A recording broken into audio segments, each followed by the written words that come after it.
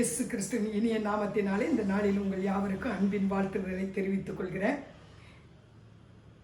கர்த்தர் தாமே உங்களை எல்லா சூழ்நிலையிலும் கரம் பிடித்து வழி நடத்துவாராக.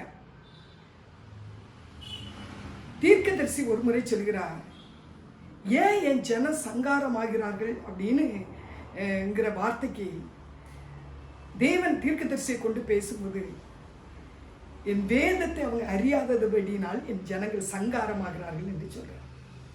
அப்படியானால் வேதத்தின் ஒவ்வொரு காரியங்களை நம்ம அறிய நம்முடைய வாழ்க்கையிலே ஒரு விடுதலை, ஒரு ஆசீர்வாதம் நம்மளை சூழ்ந்து கொள்கிறது. கடந்த நாட்களாக நம்ம ஞானஸ்தானத்தை குறித்து நிறைய பிள்ளைங்க கேட்டதுனால அதுக்கு விளக்கம் சொல்லும்படியாக தேவன் தந்த ஞானத்தில் ஒவ்வொரு காரியங்களும் உங்கள் மத்தியில் பேசி கொண்டு இருக்கிறேன். இந்த வார்த்தையை கேட்ட தியானித்த உங்கள் யாவருக்கும் இயேசு நாமத்தில் நன்றின்னு சொல்கிறேன். இன்றைக்கு நம்ம தியானிக்க போகிற தலைப்பு என்னன்னா, சுவிசேஷத்தின் முடிவு ஞானஸ்நானம். அதாவது சுவிசேஷம் அப்படின்னாலே எல்லாருக்கும் தெரியும், நல்ல செய்தி. அந்த நல்ல செய்தி பழைய ஏற்பாட்டில் கிடையாது, புதிய ஏற்பாட்டில் தான் என்ன செய்து இருக்குது. அந்த நல்ல செய்தியின் துவக்கமும் முடிவும் யாருன்னா இயேசுதாங்க. அந்த இயேசுவை குறித்து அவருடைய பிறப்பு, அவருடைய ஊழியம், அவருடைய மரணம், அவருடைய சிலுவை, இவைகளை எல்லாம் நம்ம தியானிக்கிறது, இவைகளுடைய ரகசியங்களை அறிந்து கொள்கிறது, இவைகள் நமக்காகன்னு நம்ம அறிகிற அந்த செய்தி தாங்க, அதுதாங்க நமக்கு ஒரு நல்ல செய்தியாய் காணப்படுகிறது. அறிகிறது ஒரு புறம், அதை அனுபவிக்கிறது இன்னொரு புறம். சிலுவையை சொல்லுகிறது ஒன்று, சிலுவைக்கு உள்ள அவங்களை கூட்டிட்டு போறது ஞானஸ்தானங்க. அப்போ வேதத்துல இந்த ஞானஸ்தானம் சுவிசேஷத்தின் முடிவா என காணப்படுகிறது. ஒரு மனிதனுக்கு சுவிசேஷம் சொல்லும்போது, அதாவது இயேசுவை பற்றி சொல்லும்போது, அவர் இயேசுவை விசுவாசிக்கிறது, இயேசுவை நம்முடைய பாவங்களுக்காக மரிச்சது எல்லாம் சொல்லும்போது கடைசியில் சொல்லிட்டு, இந்த ஆசீர்வாதம் உனக்கு வேணுமானா நீ அவருக்குள்ள போகணும், நீ அவருக்குள்ள ஞானஸ்தானம் எடுக்கணும் அப்படின்னு அந்த ஞானஸ்தானத்துல கொண்டுதாங்க அந்த சுவிசேஷத்தை ஒவ்வொருத்தரும் முடிக்க முடியும். இன்னைக்கு ஒரு சம்பவத்தை நான் உங்களுக்கு மத்தியில் வைக்கிறேன்.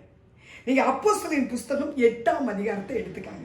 இந்த 8ஆம் அதிகாரம் 26 40 வரை இந்த ஏகதேசம் இந்த 15 வசனங்கள் 2 பிள்ளைகளுக்கு இடையில நடக்கிற ஒரு சம்பாஷணையை காண சொல்லுது. அது ஒண்ணு யாருன்னா, கந்தாகே என்றதான ஒரு மந்திரி எத்தியோப்பியால இருக்கிறான். அவளுக்கு ஒரு மந்திரி இருக்கிறான், அந்த கந்தாகே என்பவளுடைய மந்திரி. அவருக்கு நடந்த காரியம், அவருக்கு பேர் இங்க கொடுக்கப்படலை. ரெண்டாவது, அந்த கந்தாக என்பவளுக்கு இவர் பொக்கிஷத்துக்கெல்லாம் தலைவனுமாக இருந்தார். நீங்க ஆங்கில பைபிள போய் பார்க்கும்போது இந்த மனிதன் யாருன்னா, அதாவது நம்ம இந்த நாட்கள்ல சொல்ற மாதிரி திருநங்கை. அந்த நாட்கள்ல பெண்களுக்கு எல்லாம் யார மந்திரியா, யார பாதுகாவலராக வச்சாங்கன்னா, இப்படிப்பட்ட திருநங்கைகளை தான் நினைச்சாங்க அவங்களுக்கு பாதுகாவலுக்கு எல்லாத்துக்கும் வச்சிருந்தாங்க. அந்த மனிதனுக்கு ஞானஸ்தானம் கொடுக்கும்படியாக, சுவிசேஷத்தை சொல்லும்படியாக பிலிப்பு என்றதான மூப்பன், அவர் சீசன், இந்த அப்போஸ்தலர் கிடையாது, அப்போஸ்தலரால் தேர்ந்தெடுக்கப்பட்ட மூப்பர்களில் ஒருவர் தான் இந்த பிலிப்பு. இந்த பிலிப்பை ஆண்டவர் ஏவுகிறார், நீ போ, அங்க ஒரு மனிதன் ரதத்துல வந்துகிட்டு இருக்கான், அந்த ரதத்துல நீ சேர்ந்து கொள் அப்படின்னு சொல்லி இந்த பிலிப்புக்கு ஆண்டவர் பேசுறார். எப்போ இந்த டிவைன் கனெக்ஷன் வருமானா, அங்க அந்த மந்திரி என்ன செய்துகிட்டு இருக்கான்னா, அவன் ஏசாயா தீர்க்க தரிசன புஸ்தகத்தை வாசித்தது மாத்திரமல்ல, அதை தியானித்து கொண்டிருந்தான். அதாங்க நம்ம வாழ்க்கையில ரொம்ப முக்கியம். இன்னைக்கு சில நேரம் நம்ம சொல்லுவோம், சில நேரம் கேட்போம், ஒரு முறையாவது நீ ஒரு கிறிஸ்தவனா இருக்கே, இந்த வேதாமத்தை நீ முடிச்சிருக்கியா அப்படின்னு கேட்கிறோம். ரெண்டாவது, தேவன் யாரோட பேச முடியும் அப்படின்னா, தியானிக்கிறவங்களோடு தான் பேச முடியும்.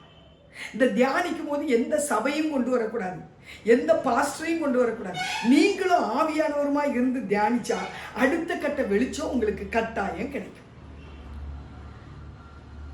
அப்போ ஏசாயா தீர்க்க தரிசன புஸ்தகத்துல தேவன் அடிக்கப்படுகிற ஆட்டுக்குட்டியை போல இருக்கிற இந்த காரியத்தை வாசித்து தியானிச்சுக்கிட்டே இருக்காரு. இது யாரை சொல்லுது? தீர்க்கதரிசி தன்னுடைய பத்தியே ஏசாயா தீர்க்கதரிசி சொல்றானா, இல்லாட்ட வேற யாரை பத்தி இதுல சொல்லிக்கிட்டு இருக்கான்? இது புதுசா இருக்குதே. அப்படிங்கிறதான அந்த ஏசாயா 53ஆம் அதிகாரத்தை அவன் தியானித்து கொண்டு இருக்கிறான். இந்த தியானிக்கிறவனுக்கு ஒரு வெளிச்சத்தை கொடுக்கிற தேவன் பிலிப்பு கிட்ட சொல்றாரு, நீ போ ஏறிக்கொள் சொல்றாரு. அவன் ஏறின பிறகு சொல்றோம், 2 பேருக்குள்ள இந்த சம்பாஷணை நடக்குது. இந்த வேத காரியங்களை குறித்து அவன் கேட்கும் போது அவன் அந்த நேரத்துல இருந்து பிலிப்பு இயேசுவை பற்றி சொல்ல தொடங்குறான். இந்த இயேசு எதற்காக இந்த பூமியில வந்தார், ஏன் மாமிச உருவம் எடுத்தார், ஏன் இத்தனை பாடுகளை சகித்தார், அப்படியெல்லாம் சொல்லிக்கிட்டு வரான். ஆனா ஞானஸ்தானத்தை குறித்து அவர்கிட்ட சொன்னாரா அப்படின்னு நீங்க பார்க்கும்போது அதுல சொன்ன மாதிரியெல்லாம் இல்லை. இயேசுவை குறித்து அவருக்கு சொல்லி கொடுத்தாருன்னு இருக்கே ஒழிய ஞானஸ்தானத்தை குறித்து அவருக்கு என்ன சொல்லி கொடுத்ததா இல்லை. ஆனா ஒரு இடத்துல அவங்க வந்துகிட்டே இருக்கும்போது ஒரு தண்ணியை பார்க்கணும் ஒண்ணு, இந்த மந்திரி பிலிப்பிட்ட கேட்கிறாரு, என்ன தண்ணி இருக்கே, நான் ஞானஸ்தானம் எடுக்கிறதுக்கு ஏதாவது தடை உண்டா? நான் அப்ப யோசித்தேன், அவர் ஞானஸ்தானத்தை பற்றி பிலிப்பு பேசுனதாக இல்லை.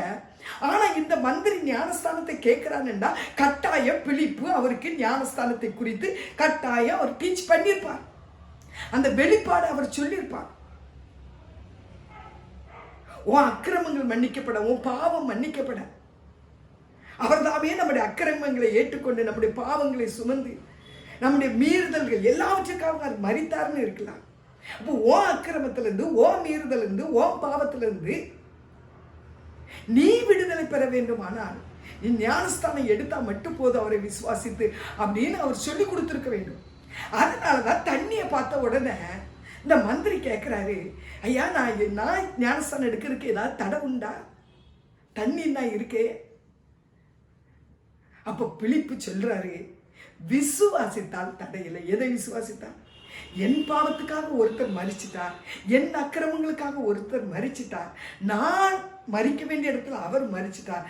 அதனால நான் இந்த இடத்துல நான் தண்ணிக்குள்ள போயிட்டு வரும்போது அவரோட கூட மரிக்கிறேங்கிற அந்த விசுவாசம் உனக்கு இருந்தா போதும், வேற எந்த தடையும் இல்லை அப்படின்னு சொன்ன உடனே அவங்க ரதத்தை விட்டு 2 பேரும் இறங்குறாங்க. அவங்க 2 பேரும் நினைச்சுறாங்க, ஞானஸ்தானம் அந்த இடத்துல எடுக்கிறாங்க. அவனுக்கு ஞானஸ்தானம் கொடுத்து முடிச்ச உடனே பிலிப்பு வேலை முடிஞ்சது. ஏனென்றால் ஒரு மனிதனுக்கு அந்த ஞானஸ்தானம் ரொம்ப முக்கியமாக காணப்படுது. அதுதான் ஒரு பிறப்பு. நீங்க யோவான் 1ஆம் அதிகாரம் 11, 12 அங்கெல்லாம் வாசிக்கும் போது வேதம் சொல்லுகிறது, நம் இரத்த பிறப்பு வேற, இரத்தத்தினாலாவது மாமிசத்தினாலாவது இவர்கள் பிறவாமல் ஆவியிலே பிறந்தவர்கள். இரத்த பிறப்பு ஒண்ணு இருக்கு, அது நம்ம அம்மா வயிற்றுல பிறக்கிற பிறப்பு தான் மாமிச பிறப்பு, இரத்த பிறப்பு.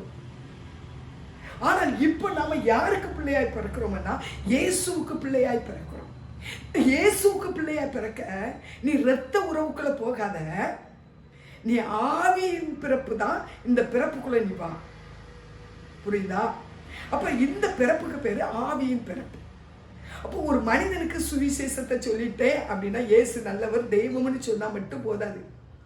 அந்த மனிதனை ஞானஸ்தானத்துக்குள்ள கொண்டு வழி நடத்தி அவனை ஞானஸ்தானம் எடுக்க வைக்கிறது வரைக்கும் அதுதான் சுவிசேஷத்தின் முடிவாய் காணப்படுகிறது. இயேசுவை பற்றி சொன்னதுடைய முழுமை அங்கதாங்க நிறைவேறுது. அந்த முழுமை அடையதுக்கு எவனொருவன் வேதத்தை தியானிக்கிறானோ, எவனொருவன் வேதத்தின் ரகசியம் என்னன்னு அறிய ஆசைப்படுறானோ அவனுக்கு கட்டாயமாக அதற்குரியதான வாசல் திறக்கப்படும். எனவே இந்த மந்திரி இங்க என்ன செய்யறான்னா யோசிக்கிறான், இது என்ன, இது ஏன் பிடிச்சிருக்கு, இது என்ன புதுசா இருக்கு, இந்த ஏசாயா 53ஆம் அதிகாரம்னு அவன் தியானிக்க தொடங்கினான். தேவன் அவனுக்கான எல்லா வாசல்களையும் அவனுக்கு திறந்து கொடுத்து அவனை ஞானஸ்தானத்துக்குள்ள எரிச்சுதான் வழி நடத்தினார். எனவே இன்றைக்கு இந்த சத்தியம் என்ன சொல்லுதுன்னா, இந்த நல்ல செய்தி, அந்த சுவிசேஷம் எதுல போய் முடிவடைகிறதுனா இயேசு தேவம்னு சொல்கிறதுனால மாத்திரமல்ல, இயேசு உன் கண்ணீரை துடைப்பாருன்னு சொல்கிறதா மாத்திரமல்ல, இயேசு உன் கவலையை மாற்றுவார், உன் கடனை மாற்றுவார், உன் வியாதியை மாற்றுவார், உன் போராட்டத்திலிருந்து விடுதலை தருவார், அதெல்லாம் இல்லை. அவனை இயேசுவோடு கூட சிலுவையோடு கூட இணைக்கணும். அவன் இணைக்கப்பட்டாதான் அவன் அறிந்த சுவிசேஷம் அங்க முழுமை அடைகிறது. இதைதான் பிலிப்பை கொண்டு கந்தாக எங்களுடைய மந்திரிக்கு தேவன் செய்ததான காரியம். எனவே அருமையான கர்த்தருடைய பிள்ளைகளே, நீங்க இயேசுவை விசுவாசிக்கலாம், இயேசுவை ஏற்றுக்கொள்ளலாம். ஏன் உங்க ஜெபத்துக்கு பதில் கிடைச்சிருக்கலாம், நிறைய அற்புதங்களை நீங்க வாங்கியிருக்கலாம். எனக்கும் தொடச்சாரு, என் கண்ணீரையும் தொடச்சாரு, எனக்கு இந்த அற்புதத்தை செஞ்சாருலாம், நான் கூப்பிட்டதுக்கு பதில் தந்தாருலாம், அது போதும். எங்க பஸ் ஸ்டாண்டில் நிற்கிறீங்க, 2 சின்ன பிள்ளைங்க நிற்குது, ஒரு பிஸ்கட் பாக்கெட் ஓப்பன் பண்ணி உங்கள் பிள்ளைக்கு நீங்கள் கொடுக்குறீங்க. அந்த பிள்ளைகளை பார்த்துக்கிட்டு நிற்குன்னா அந்த பிஸ்கட் அவங்களுக்கு நீங்கள் நினச்சிவீங்க கொடுப்பீங்க. ஆனால் பஸ் வருதுன்னு வச்சுக்காங்க, உங்கள் கரம் யாரை கையை மட்டும் தான் பிடிக்கணும், உங்கள் பிள்ளை கையை மட்டும் தான் பிடிக்கும். பக்கத்து மற்றவங்க பிள்ளைகளாம் வாங்க வாங்க வாங்க அப்படி கூட மாட்டோம். நம்ம பிள்ளை கையை மட்டும்தான் நம்ம பிடிச்சி பஸ்ஸில் நினச்சிவோம் ஏற்றுவோங்க. அதே மாதிரி தான் ஏதோ பிஸ்கட்டு கிடைக்கே, நம்ம கண்ணீரை தொடச்சாரே, நம்ம ஜெபத்தை கேட்டாரே, பணத்தை தந்தாரே, கடன் அடைச்சாரே, இது போதும் அப்படின்ட்டு இல்லை. அவருக்கு பிள்ளையா இருந்தால் மாத்திரம்தான் தொடர்ந்து அவர் கரத்தை பிடிச்சுக்கிட்டே இருக்க முடியும். அவர் ஒரு நாள் வரும்போது நம்ம கரத்தை பிடிச்சு கூட்டிட்டு போக முடியும். எனவே ஞானஸ்தானம் நீங்கள் அறிந்த சுவிசேஷத்தின் முடிவாய் இருக்கிறது. கர்த்தர் உங்களை ஆசீர்வதிப்பாராக. ஆமென்.